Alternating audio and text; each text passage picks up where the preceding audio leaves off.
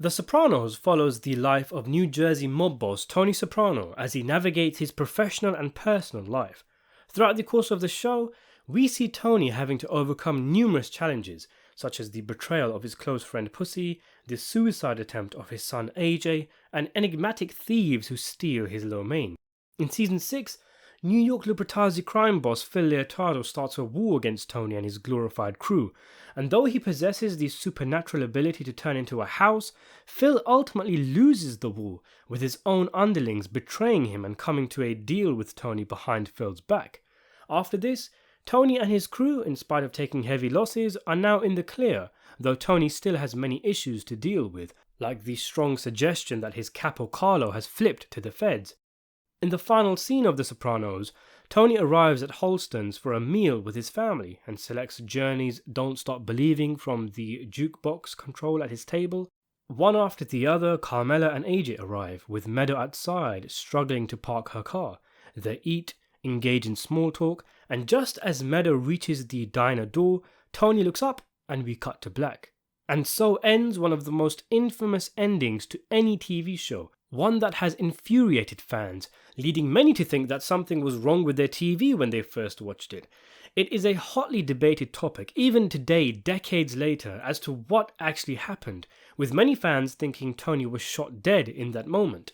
In this video, I wanted to explore the possibility of Tony having died, and in particular, running down a list of suspects who could have wanted him dead and carrying it out.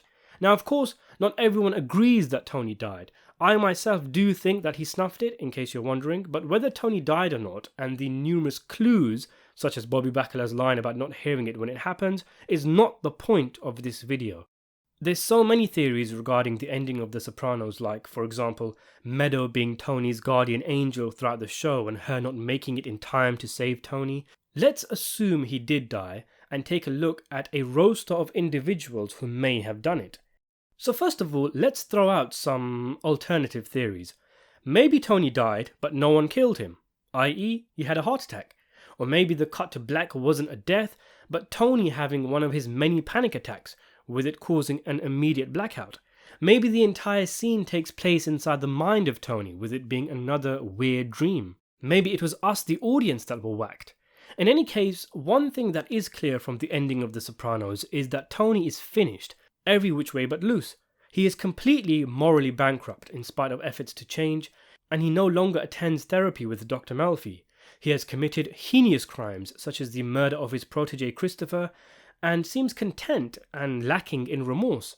Most of his crew have been wiped out, including Consigliere Silvio Dante, who could easily spend the rest of his life in a coma, and his list of enemies is so huge by the end of the show that even if someone didn't pop him, Carlo testifying against him would surely land him a hefty sentence in prison. In other words, as stated, even if he didn't die, he's finished. But again, that's not our concern with this video, and before we continue, please consider subscribing to the channel and hitting the notification bell for more Sopranos videos. So who actually pulled the trigger? Well, it's likely the man in the members-only jacket.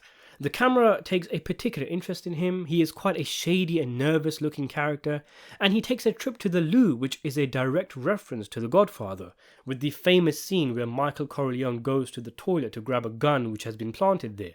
Of course, we might question why the hitman would even need to go to the toilet to retrieve a gun. Surely he'd have one on him. But it is a clear homage to Francis Ford Coppola's film, and perhaps an indication that this man murders Tony. If he did come out of the bathroom and shoot Tony, the angle at which he would have shot him is 3 o'clock, going back to Christopher's message to Tony supposedly from the other side in their scene at the hospital. And it also reinforces the Meadow guardian angel theory, as if she made it in time, she would be sitting next to Tony and blocking a clear line of sight for the killer. But who gave the order? The list of enemies Tony has and people he has wronged is incredibly long. There's Georgie, who worked at the Bing, who Tony beat up on numerous occasions, leading him to leave the club. There's Dave Scantino, who was ruined as a result of his gambling addiction and the debt he owed to Tony. There's the Vipers, who Tony and Chris stole from. Adriana's mum, who is adamant her daughter was murdered. Even Artie Bucco, who came close to shooting Tony after his restaurant was burnt to the ground. Perhaps Carlo's ever-building resentment of Tony led him to getting rid of the guy who told him to start sucking cock. How about Noah, the Hasidic homeboy who may have walked into the diner and punched Tony's fucking lights out? Maybe Christopher came back as a zombie of sorts, Cleaver style, to take revenge on Tony. But on a more serious note, there is still a huge list of characters who would benefit from Tony's brains being splattered all over some onion rings. Is it possible, for example, much like how Bobby Bacalao thought the New York-New Jersey war had ended and was subsequently killed, that a New York soldier just didn't get the memo and ended up whacking Tony when the opportunity arose? Unlikely, but with the amount of crazy theories there are about the ending of The Sopranos, this isn't the most far-fetched. One possibility I don't see people discuss is Lou DiMaggio and his crew, the old creepy blind hitman who Chris and Sylvia approached in season 4 to take out Johnny Sack. This scene is very surreal and the old mobsters give off David Lynch-esque vibes. They don't appear to be in the best of shape, and the photo Chris and Sylvia show to them of Sacks includes Tony, and all Sylvia says is the guy on the left. It's easy to assume the old guys could have gotten confused. You can imagine them later discussing, was it the guy on the right or the left? And this crew isn't really followed up on in the show. Maybe, just maybe, and seeing as though they were past their prime, they took their sweet time, but eventually they or one of their hitmen managed to track down who they assumed was the target, a situation which ended up with part of Tony's brain slapping Carmella across the face a few years later. Now, with the guy in the diner wearing the members-only jacket, our thoughts have to go back to Eugene, who the show makes a point to highlight that he is wearing a members-only jacket. And the jacket isn't the only link between him and the guy in the diner. They even look similar. Could this be a relative of Eugene, a cousin or something, out for revenge after Eugene's suicide, which was in part due to Tony not allowing him to retire after Eugene inherited a small fortune? Either way, Eugene's wife, who didn't appear to have a high opinion of Tony, definitely had the cash to hire a hitman, so perhaps in her scorn she got a guy to take out the man who she blamed for her husband's suicide. Another possibility is Slava, the head of the Russian mafia in New Jersey and a business associate of Tony. Why? Well, the botched debt collection by Paulie and Chris converting Slava's friend Valerie, which results in the duo trying to assassinate the Russian but ending up losing him. The fate of the Russian is something I've discussed in a previous video, but Tony is shown to be concerned at the event in Pine Barrens, as things could go very bad if Valerie ended up surviving, going back to Slava and telling him what happened. We're told that Slava loves Valerie like a brother-in-law if you will, and it's feasible that he may have thought that Tony was attempting to perhaps muscle in on his business, or he was so distraught after finding out what happened to Valerie, so he okayed a hit on Tony. It is suggested in a later episode, Chasing It, that Slava and Tony are still on good terms, but you never know. Maybe Slava learnt what happened to Valerie later, or the Russian boss simply bided his time. Another person who went missing in The Sopranos, and someone who had reason to kill Tony, and even tried to in a temporary moment of madness, is Furio, an efficient mobster who worked for Tony but ended up falling in love with his wife, and then mysteriously goes incognito. Tony claims to Carmella that he has people looking for Furio to kill him, which I've always thought was a bluff, and it's likely Furio returned to Italy where he would be safe and Tony's word has little influence. Now, why would Furio want to kill Tony? Well, he wants Carmella. Plus, in his love-sick mind, he will feel he's performing a just act by freeing Carmella of the abusive Tony. Could he have built support for himself, using his contacts back in the old country? Or could he have gotten a local hitman to take out Tony, in a wild plan involving him knocking on the door of a grieving Carmella and sweeping her off her feet, with the two living happily ever after? Hey, crazier things have happened. Could it be possible that Junior, sitting in a mental facility alone and confused, in a rare moment of clarity, managed to contact someone in the mob and had Tony taken out, after having his season 1 hatred of Tony reignited by his mistaken memory? It's a stretch, and Junior was pretty much shut out of the mob life at the end of season 6, but who knows? I don't think anyone suspected he would be the guy who okayed a hit on Dickie Moltisanti until they saw The Many Sins of Newark. One theory I've seen circulated is that Rhiannon, the friend of AJ who got to know him in a mental facility and went on to become his girlfriend, was somehow involved in the hit, either by being a plant from the Lupatazzi family or someone who was asked by the Lupatazzis about Tony's location in the final episode, and she answered, thinking the whole thing was innocent.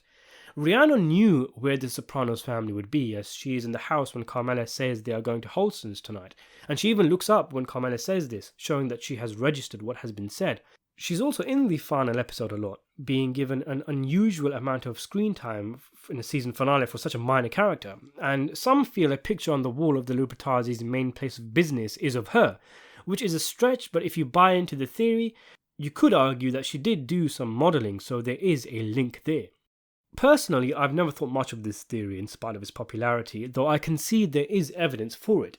There are issues that rise though, like the probability of New York using an underage high school girl as a plant, and the fact that Tony wasn't in hiding when the Lupatazi conflict even began, so they wouldn't need her at that point when she met AJ. And by the end of the final episode, the war was over, so he wasn't hiding then either. Tony's movements wouldn't be a secret, and a top secret high school spy wasn't necessary. I also don't like this theory because it gives prominence to a minor character in such a major talking point of the show. When we think who killed Tony Soprano, we think of names that played big parts in the show, but Rhiannon?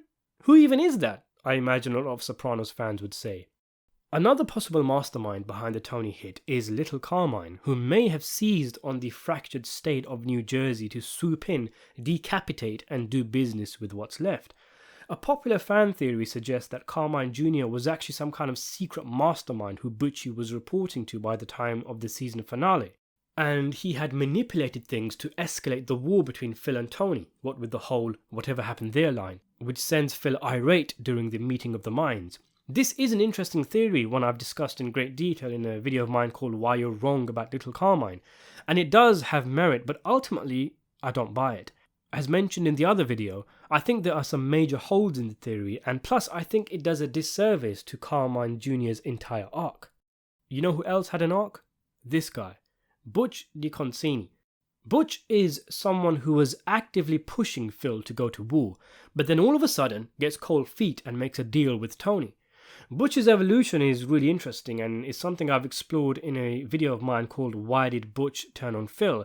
And there is a suggestion that perhaps Butch was playing the long game and wanted Phil to get whacked so he could take the top seat, and then he could take out Tony, who he never liked and whose murder he advocated for numerous times in the show. Either that, or while he was in the trenches, he just wanted the war to be over so everyone could go back to doing business, and an added byproduct of ending the war would mean he becomes boss.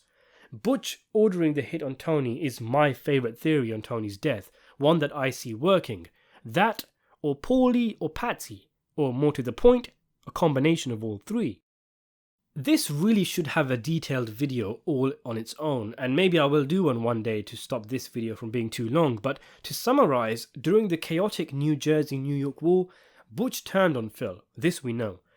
Once the war was over and Phil was dead, Butch sanctioned Tony's murder because A, Tony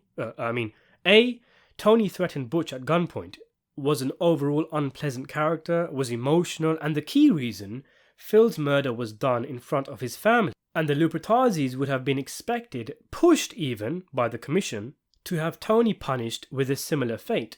We can assume only a few people outside of that secret meeting know Butch turned on Phil, so it looks like the head of one of the 5 families was murdered in front of his grandkids with no provocation whatsoever, and Butch would look weak if he didn't react against this move from this pygmy thing.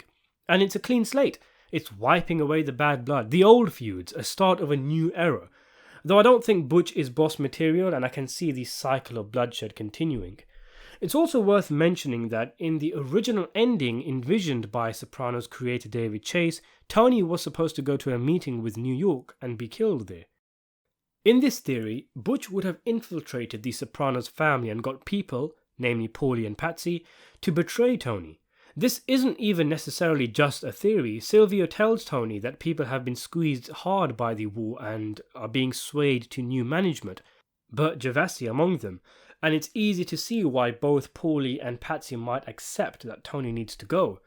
One thing The Sopranos establishes about Paulie is that he's a survivor, and if he was approached with the opportunity of being allowed to live and work under new management with Tony gone, he'd probably take it, especially as though he thought he might get killed by Tony on the boat, and that previous history, like his dealings with Johnny Sack, show that he definitely wasn't loyal to Tony and was always looking after his own interests.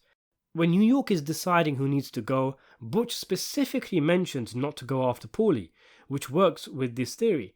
Paulie is also paranoid. He has dreams about Pussy, who ended up betraying the family. And in Paulie's final scene, the eerie cat walks up to him and stares. And bearing in mind Tony's line about there possibly being a rat behind the wall that the cat often stares at, maybe the show is telling us here that Paulie is betraying Tony. Paulie being a threat to Tony is also referenced in one of Tony's fever dreams. Fans may also want to note that Paulie only shakes Butchie's hand after the secret meeting in season 6. With Patsy, his motivation for betraying Tony is obvious, the murder of his brother. He already tried to drunkenly murder Tony as revenge before, instead settling for pissing in Tony's pool. In the scene where Tony forces Patsy to say he's over his brother's death, Tony mentions Patsy's son, low-key threatening him. If an opportunity came, years down the line, for this man to get revenge for his brother, and also the fact that he is often passed over, I think he'd definitely take it, and it won't be cinematic. There's a lot of weird scenes in season 6, ones that can be interpreted in numerous ways, like Paulie grimacing all the time, as if he's a bit remorseful at betraying Tony after Tony has offered him control of the April crew. There's the cold, awkward exchanges during the Parisi Sopranos family meeting. And by the way, Patsy's son is marrying Meadow, so Patsy is coming closer and closer to the throne in other ways. Not to mention Meadow might have told Patsy's son that they were eating at Holsteins that night. Other weird scenes include the part with Paulie and Patsy in the bathroom, with Paulie saying it's all yours, and then the camera lingering on Patsy. And another between the two, shortly after the part where Silvio tells Tony about underlings possibly being swayed to new management, Paulie saying to Patsy, "You'll be fine, don't worry about it," and saying, "Don't discuss this until we're in the Pichadu." It doesn't quite make sense that Patsy would be worried and they would be having this kind of conversation if they were simply talking about the hit on Phil Leotardo. In the scene where Paulie says to Tony that he thinks the April crew might be cursed, he only accepts the offer to take over it, with an alarmed expression I might add, when Tony says he might give it to Patsy, as if Paulie has panicked, thinking that Patsy might decide against killing Tony if the man is offering him a promotion. So there you have it, a huge roster of characters that could have wanted Tony dead, with my personal favourite theory of the lot being that Butchie, Paulie and Patsy were all involved. Who do you think killed Tony Soprano? Are there any theories I've missed? Let me know in the comments below, and thanks for watching.